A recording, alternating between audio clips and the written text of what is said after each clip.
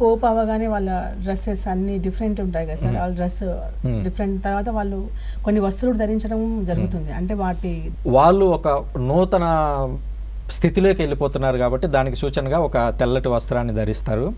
రెండవది వాళ్ళు వేసుకునేటువంటి షూ సాధారణంగా ఇంతకుముందు గమనించినట్లయితే పోప్ ఫ్రాన్సిస్ గారికి ముందు వాళ్ళు ఎర్రటి షూ వేసుకునేవాళ్ళు. ఈ రోజుల్లో అది పెద్దగా వేసుకోవడం లేదు, కానీ గతంలో ఉండేది. అది ఒక 100 ఏళ్ల క్రితం వరకు ఎర్రటి షూ వేసుకునేవారు. ఎర్రటి షూకి గుర్తు ఏమిటి అని అంటే, ఇది రక్తానికి సూచన, మా ప్రాణాలను పెట్టైనా సరే మేము క్రీస్తును ప్రకటిస్తామనేటువంటి ఉద్దేశంతో వాళ్ళు ఎర్రటి షూ వేసుకుంటారు. ఆ తదనంతరం వాళ్ళు ఒక కొత్త ఉంగరాన్ని కూడా ధరిస్తారు. మనం ముందే చెప్పుకున్నాము, ప్రతి పోపు గారికి కూడా ఒక ఉంగరం ఉంటుంది. ఆ ఉంగరం మీద వాళ్ళ యొక్క పేరు ప్లస్ పేతురు గారి యొక్క బొమ్మ అనేది ఉంటుంది. సో ఆ విధంగా ఒక ఉంగరము, ఒక వస్త్రము, షూ, దానికి తోడుగా వాళ్ళు పట్టుకునేటువంటి యాజక దండం ఏదైతే ఉంటుందో దానికి పైన మన బిషప్లందరికీ దండం ఇలా ఉండి పైన కొంచెం ఇలా వంపు తిరిగి ఉంటుంది.